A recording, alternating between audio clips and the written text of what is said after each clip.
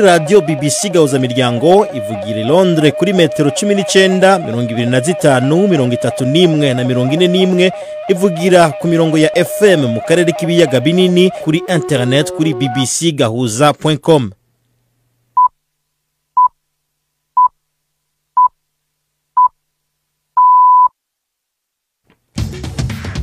Ubu ni saa 10 n'igice ku saha mpuzamakungu ya GMT, isaha 12 n'igice mu Rwanda no mu Burundi. Muri studio muri kumwe na Robert Patrick Misigaro. Ndabahaye mwiriwe mwese abahisemo guteramana natwe kuri no wa gatatu itariki z'imwe zo kwa gatandatu 2025. Izi ni ingingo nkuru mu gihe ejo ho bukera hazo amatora abashinga amateka n'abajinama makomine mu Burundi. Umugwi wigenga ujeje w'amatora seni uvuga ko ivyankenerwa vyose bihari, mbere ngo n'imyidogo yagira ashikirizwa myinshi ngo yaratorewe inyishu. Tukivuga kuri ayo matora ariko abarundi baba mu makungu bobo babona ko bakumiriwe. Abiyamamaza batwibagiye kandi turi abarundi nk'abandi, nta n'umwe yigeze aza kuturaba canke arongike intumwa. Ibintu bitangaje cyane kuko hariho benshi biyandikishije gutora ariko bazotora. None wumva ayo matora atadukumira. Murano makuru kandi Diane Nshimirimana ni umwe mu bakenyezi b'inkeho mu Burundi bijukiye umwuga w'ubuferayeur ujanye no gutegura ivyuma vya ferabeton bikoreshwa mu kubaka. Yatumwe n'iki kuja mu mwuga mu bisanzwe wahebewe abagabo. Kuntu byanjemo ni kujya kuntu nyene ubona abantu b'abahungu baprofita guhenda abakobwa babahendesheje amafaranga. Nabonye ko nkoresheje amaboko yiwanje atamuhungu ashobora kumpenda ngo bamprofitire kubera amafaranga. Jejesironi mukanya turafite kandi ikiganiro c'abakenyezi hamwe n'ibivugwa mu nkino. Murano makuru agarikiwe na Mark Niyonkuru.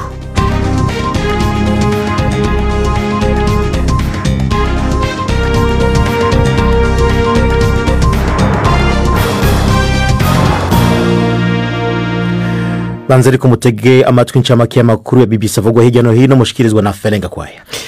Umuyobozi w'ishyirahamwe mpuzamahanga ritabara imbabare Red Cross yavuze yuko ibiri kubera i Gaza ari bibi cyane ku buryo birenze urufatiro urwo ari rwo rwose, rwaba urwemewe n'amategeko cyangwa se imitekerereze ya kimuntu. Mojan Spojarik yabwiye BBC yuko abanyepalestine bambuwe agaciro k'ubumuntu. We cannot continue to watch what is happening. It's surpassing. Twakagombye kureberera ibiri kuba birenze urufatiro urwo ari rwo rwose, rwaba urwemewe n'amategeko cyangwa imitekerereze ya kimuntu. Urugero rwo gusenya, rwo kubabara, ariko igikomeye ni ukureberera ukuntu abantu bamburwa rwose agaciro k'ubumuntu. Ibi bigomba gukangura imitekerereze yacu twese hamwe. Should really shock our collective conscience. Aya magambo ye akurikiye ubwicanyi bwakorewe abanyepalestine babarirwa mu mirongo igihe bashakaga kujya ku bigo bitanga imfashanyo bifashwa na Amerika hamwe na Israeli. Ibyo bigo byahise bifungwa by'agateganyo kwa gatatu kubera abo bantu bishwe. Hari imisunikano yaguyemo abantu hanze y'ikibuga cy'umukino wa cricket mu mujyi wa Bengaluru uri mu Buhinde. Abategetsi baho baravuga yuko abantu 11 bahaguye, abandi barenga 30 barakomereka. Imihanda ihakikije yari yuzuyemo abakunzi b'uwo mukino wo muri uwo mujyi witwa Royal Challengers Bengaluru, watsindiye bwa mbere igikombe cy'irushanwa cy'ikiciro cya mbere mu Buhinde. Abo bakunzi bashakaga kureba abakinnyi barimo kwinjira mu kibuga. Igipolisi kivuga yuko abo bakunzi ngo basunikanye bashaka kwinjirira mu muryango mutoya. Abantu 13 bitabye urukiko i Paris mu Bufaransa baregwa gushishikariza abantu urwangano rushingiye ku ruhu rwakorewe umuririmbyi w'umufaransa ariko ufite inkomoko yo muri Mali, Aya Nakamura.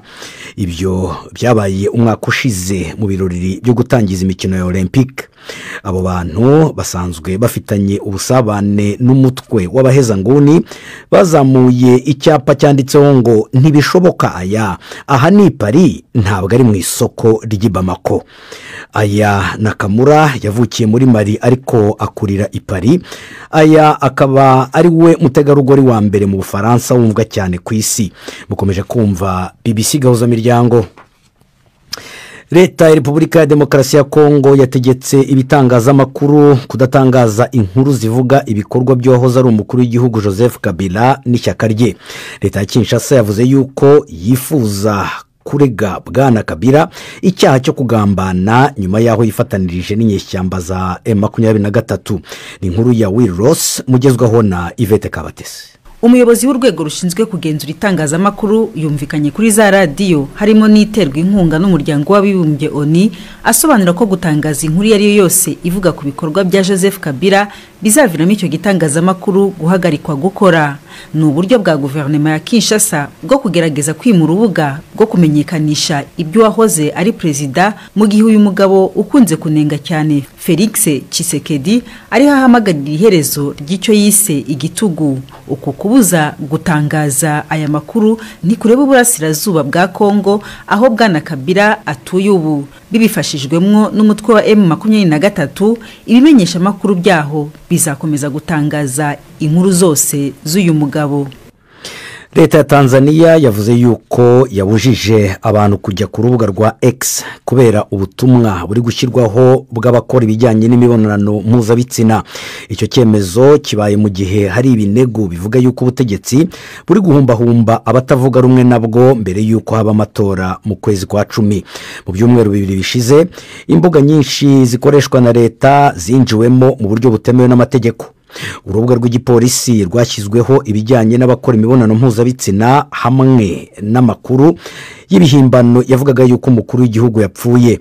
Umwaka ushize urubuga rwa X rwatangaje yuko rutazongera kubuza abantu gushyiraho ubutumwa bifuza. Umushikiranganji wa Tanzania ushinzwe itangazamakuru Jerry Sila yabwiye televiziyo yaho yuko ubutumwa buriho ibijyanye n'abakora imibonano mpuzabitsina hamwe ndetse n'abatinganyi ngo butemewe n'amategeko, umuco cyangwa se imigenzo yo muri icyo gihugu. Abanyapolitike bane bazwi cyane mu batavuga rumwe n'ubutegetsi muri Côte d'Ivoire babujijwe kuziyamamaza mu matora y'umukuru w'igihugu ateganijwe mu kwezi kwa 10 muri uyu mwaka. Akanama gashinzwe amatora kangi wahoze ari umukuru w'igihugu Laurent Gbagbo, wigeze kuba inkoramutima ye Charles Blegude hamwe n'uwahoze ari umushikiranganji wa mbere Guillaume Soro kubera ibyaha bahamijwe mu gihe cyashize. Naho Tidjane Thiam, umukuru w'ishyaka rikomeye mu yatavuga rumwe n'ubutegetsi, we yakuwe ku rutonde rw'abazatora mu kwezi kwa 4 nyuma yaho urukiko rwemereje yuko yatakaje ubwene gihugu bwa Côte d'Ivoire kubera yuko afite ubwene gihugu bw'Ubufaransa. Bwana Thiam yareze ako kanama gashinzwe amatora yuko gaciye kubiri n'inzira ya demokarasi. Robert urakoze Ferenga kwaya kuri ancamake y'amakuru ya BBC.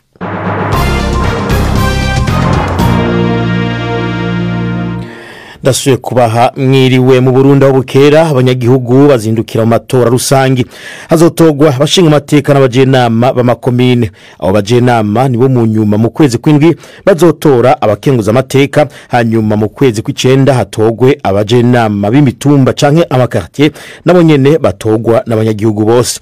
Umugwi ujejwe amatora seni uvuga ko ivyankenerwa vyose bihari, mbere ngo n'imyidogo yagira shikirizwa ku kibazo c'abataronse amakarata yabo yito canke abayatorewe n'abandi batabatumye myinshi ngo yaratorewe inyishu. Ni inkuru ya Premier ku Magenge i Bujumbura.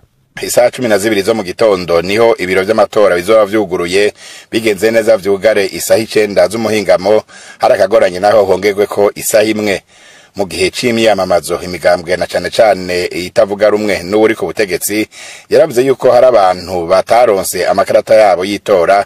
Icumukuru w'umugwi ujejwe amatora seni avuga yuko hanini cyatorewe inyishu.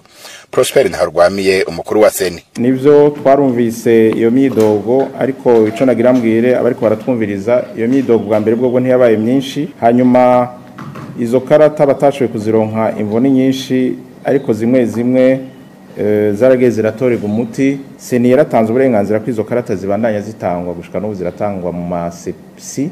Ubundi mwitwarariko ukomeye nuko iyo migambwe itavuga rumwe n'uri ku butegetsi yavuze yuko bamwe mu banywanyi bayo hari ababatoreye amakarata kandi batabatumye canke bakayakwa ku gahato kugira bazobatorere. naho nyene Prosper Ntawurwamiye aremza yuko ivyo vyabaye ariko ngo ku rugero ruto cane, ariko ngo nubo vyoba vyarashikiye harategekanijwe ubundi buryo bw'ingene ashobora gutora. Abo banabo baratoye amakarata y'abandi twaravyumvise hano aho bideha mugabo bwa mbere si benshi, ariko nabamenyesha yuko ubutungane buriko buratohoza ivyo bintu kuko ni kosa rihanwa n'amategeko. Hanyuma uko bigenda kose umuntu afise ataronse ikarata y'itora arafise uburenganzira bwo kuzotora, dushatwara ka resepise karemeza yuko afise ububasha bwo gutora, hanyuma bamurabire ku rutonde rw'abanditse ku biro vy'itora vy'abiyandikishirije, basanze ariko na marame natoba ariko ko bimaze kugaragara ko afise uburenganzira bwo gutora, bazoca bamushira ko ari rwa rutonde rwiyongerako twita mu Gifaransa liste additionnelle. Hazotorwa abashinga amateka 100 ku ntara nshasha zigize Uburundi n'abajenama 25 ba komine imwe kuri 42 zisigaye zigize Uburundi, mu gihe zahora ari 119 n'intara 18. Imigambwe yatanze intonde z'abitoza ni 23 n'urunani rumwe rw'imigambwe. Mu barondera ubushinga amateka harimo 11 bigenga, naho mu bajenama b'amakomine ababurondera bigenga ni 3 gusa. Ivyavuye mu matora bizomenyekana itariki 8 canke 9 uku kwezi nyene. Bitandukanye n'amatora yaramaze kuba kuva mu 2005, ubu nta mukuru w'igihugu azotorwa kuko kuva mu 2020 afise ikiringo c'imyaka 7, mu gihe izindi nzego zose zitorwa zagumanye ikiringo c'imyaka 5. Pwimende ku magenge bibisigaza miryango Bujumbura. Mugihe rero gucaba ayo matora bashinga amateka n'abajenama b'amakomine mu Burundi nkuko muvyumvise, abarundi baba mu makungu bavuga ko ngo basa n'abakumiriwe n'abanyepolitike bari mu myamamazo ngo kuko batazi imigambi y'abitoza mu gihe batayisiguriwe. Ikindi bavuga ngo nuko abitoza nabo ngo batabazi. Bamwe mu barundi baba mu Birigi hamwe no mu Bufaransa bavuga ko ngo naho biyandikishije kuja gutora mu buserukizi bw'u Burundi benshi ngo batazojayo, no kuvuga ejo gutora nguko ngo batazi abo bazotora. Kurikirana bamwe mu bayaze no BBC. Twebwe nitubona uko tuzoja gutora, ehenda guhe karorero aha mu Birigi haba abarundi bashika 30,000 binarenga bahaba, ariko nta munyepolitike n'umwe yiyumviriye ngene twoja gutora. Ikindi nta munyepolitike yigeze aniyumvira kuza gusigurira imigambi y'imigambwe yabo, ntituzi n'ivyiyumviro vy'abariko bariyamamaza n'ibitoje zabo muri societe. Kuja kuza gutora gute none? Uko nzi hoho ko nzi batora imigambi, iyo migambi yo tukaba tutanayisiguriwe twoja gutora gute?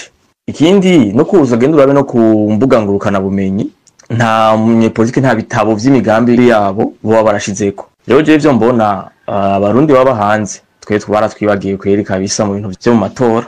Haciye imyaka turindiriye ko habaho politiki tomo y'abarundi baba mu makungu, ariko n'ubu ntibirakorwa. Kubisanzwe abarundi tuba hanze turindi ntara, ariko ikibabaje yabo umugambi uri ku butegetsi yaba yitavuga rumwe n'ubutegetsi mu myiyamamazo naragerageje kumviriza duke nkuye ku buhinga ngurukana bumenyi, nta na hamwe bavuga uko abarundi baba hanze boterera mu gihugu. Ikigira kabiri, abiyamamaza batwibagiye kandi turi abarundi nk'abandi, nta n'umwe yigeze aza kuturaba canke aronka intumwa. Ibintu bitangaje cyane kuko hariho benshi biyandikishije gutora ariko nibazo bazotora. None wumva ayo matora atadukumira kuja gutora n'ivyari, ariko hacigiye twarasavye umushinga amateka serukira abarundi baba hanze niburi buri mugabane, ariko ntaco babivuzeko. Twarabonye itangazo ridusaba kuja gutora muri ambassade, ariko ntitwigeze tubona itangazo riduhamagarira kuja kumviriza intumwa z'abanyamigambwe bari mu matora ngo badusigure imigambi badufitiye.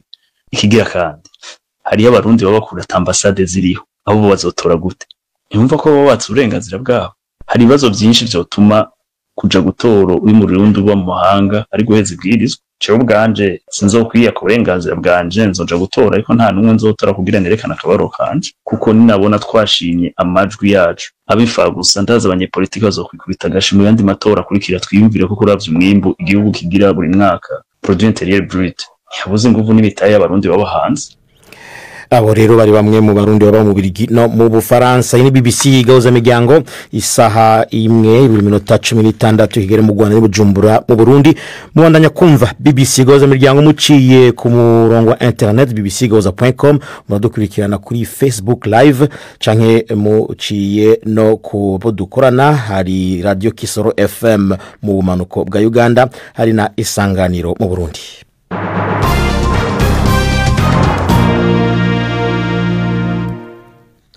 Tugume mu Burundi mu gisata kijanye no kubaka. Muri iki gihugu rero abagore bakora umwuga w'ubuferrailleur ujanye no gutunganya ivyuma bikomeza inyubakwa zisanzwe canke amagorofa hakoreshejwe isima baracari bake cyane, ariko mu duce tumwe hari abari umutima menyo barawijukira nubwo ufatwa nk'uwagenewe abagabo. Diane Nshimirimana numwe muri bo.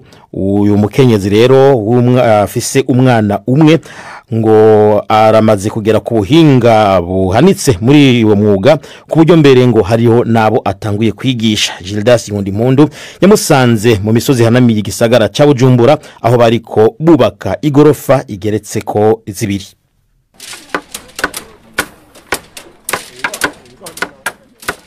Aha Diane Nshimirimana na bamwe mu bo yigishije umwuga w'ubuferrailleur bariko barashira ku murongo ibikenewe byose kugira abafundi batangura akazi ko kugereka igorofa bariko barubaka.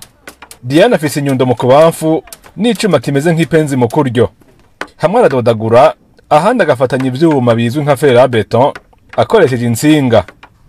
Mwisarubeti yirabura n'inkofero yera ikingira umutwe aguma pima araba ko atihenze mu biharuro. Tuganiriye uyu mukenyezi yambwiye ko uyu mukobwa akenye ahura n'ingorane nyinshi kubera amuhendesha amaronko, ngo yakuza ayibona mu kibano. Avuga ko ari imvo yatumye akenyera akaja kwiga umwuga w'ubuferrailleur kugira ashobore kwitunga. Ukuntu byanjemo ni kujya kuntu nyene ubona abantu b'abahungu baprofita guhenda abakobwa babahendesheje amafaranga. Nabonye ko nkoresheje amaboko yiwanje atamuhunga ashobora kumpenda ngo bamprofitire kubera amafaranga.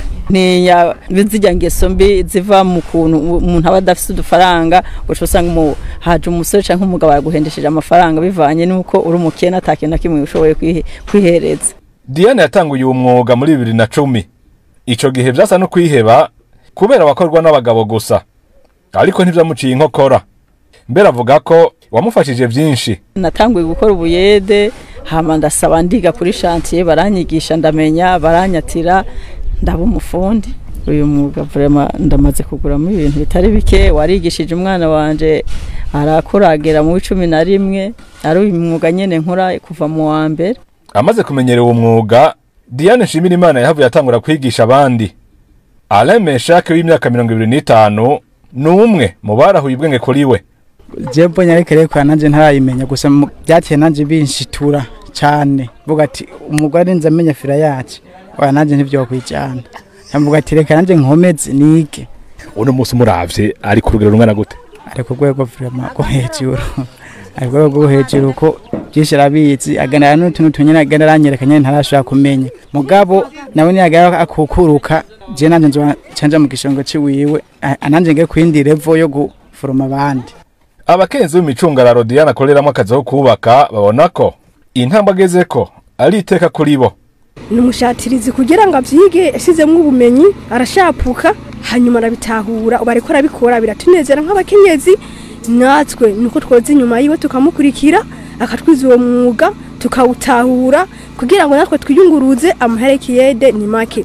Nawe igifrayeri ari nka kanoti kisumbuye tuzomukurikira natwe twize tubimenye tubitahure.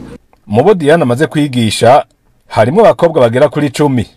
Avuga ko abibigisha kugira bashobore kwitunga gutyo ntihagire ababahumbisha babanje kubahendesha amafaranga. Gildas Nkundimpundu ibujumbura. Reka tuve mu bwubatsi tuje mu makuru avugwa mu nkino mushikirizwa na Yves Bucana. Imikino kuri BBC gahuza miryango. mu mwereho neza amakuru y'imikino uyu munsi aribanda ku igura n'igurisha ry'abakinnyi. Ikipe ya Manchester City yemeye gutanga miliyoni 55 z'amayero kugura umukinnyi wo hagati wa AC Milan yo mu Butaliyani. Uyu ni umuholandi Tijani Reinders. Uyu mukinnyi w'imyaka 26 y'amavuko azasinya amasezerano y'imyaka 5 yo gukinira ikipe ya Manchester City. City irizera kuzasoza ibyo kuba yamuguze mu gihe cy'igikombe cy'isi cy'amakipe kizatangira ku ya 14 z'uku kwezi. Ngo agomba kuziba icyuho cyasizwe na Mateo Kovacic utazakina iyo mikino y'igikombe cy'isi cy'amakipe nyuma y'imvune y'agatsinsino. Tujye noneho mu ikipe ya Manchester United. Bruno Fernandes, kapiteni w'iyo kipe, yanze akayabo yagombaga kugurwa n'ikipe ya Al Hilal yo mu gihugu cya Arabia Saudite. Nyuma y'iminsi mike atekereza hamwe n'umuryango we niba yajya muri iyo kipe cyangwa akaguma muri Manchester United, Fernandes yanze icyifuzo cy'iyo kipe cyo gukuba kabiri umushahara we, mu gihe no muri Manchester United yari umwe mu bakinnyi bahembwa menshi. United bivugwa ko yishimiye aya makuru aje nyuma y'uko umutoza Ruben Amorim kuwa gatanu yari yatangaje ko yizera ko Fernandes azaguma i Old Trafford. Nta biganiro bitaziguye byabaye hagati ya United na Al Hilal. Icyakora byemezwa ko Al Hilal yari yiteguye gutanga hagati ya miliyoni 80 na miliyoni 100 z'amapaundi kugira ngo isinyishe uyu musore w'imyaka 30 mu gihe cy'igikombe cy'isi cy'amakipe muri uku kwezi. Fernandes yakinnye imikino 290 kandi atsinda ibitego 98 muri iyi kipe kuva aho aguriwe miliyoni 47 z'amapaundi avuye mu ikipe ya Sporting Lisbon yo mu gihugu cya Portugal mu kwa mbere 2020. Nyiri muri Manchester United kandi umutoza Ruben Amorim yifuza gusinyisha rutahizamu w'inyongera kugira ngo akomeze ubusatirizi bwe butari bufite akabaraga namba.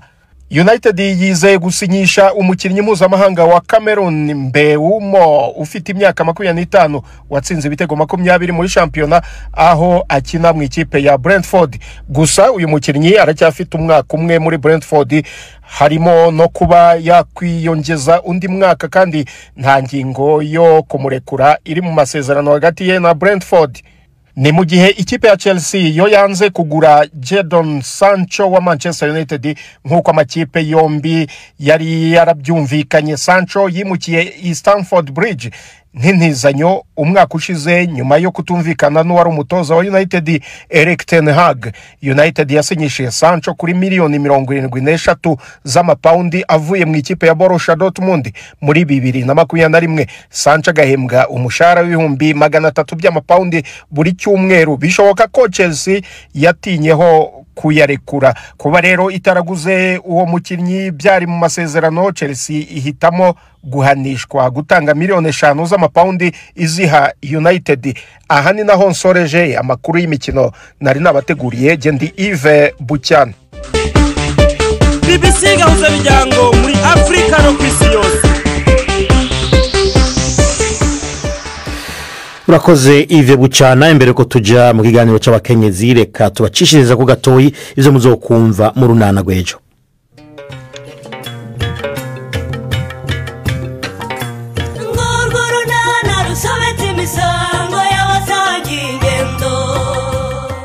Mu kiganiro runana cyo kuri wa kane twabateguriye maze ro mukobwa Jana, ibyo byo gutangira kunshyiraho igitutu rwose nushaka kubyibagirwe. Utuki Stefan, ariko ibyo mvuze urabyumvise. Urumva mbese ubundi niki kimbwira ko utaryamanye n'undi mugabo akaba ari we wo guteye nda none akaba ari nge ushaka kuyegekaho. nuko yiso nyihinduka uranyihindutse Stefan. Nyine nsubiza ikibazo nkubajije, ni iki cyemeza ko iyo ndari yanjye? Ni 12:45 kuri BBC. Nejo rero ku munsi wa kane nimuze mutanga ubunaho n'umwanya w'ikiganiro cy'abakenyezi mwateguriwe na Yvette Kabatesi.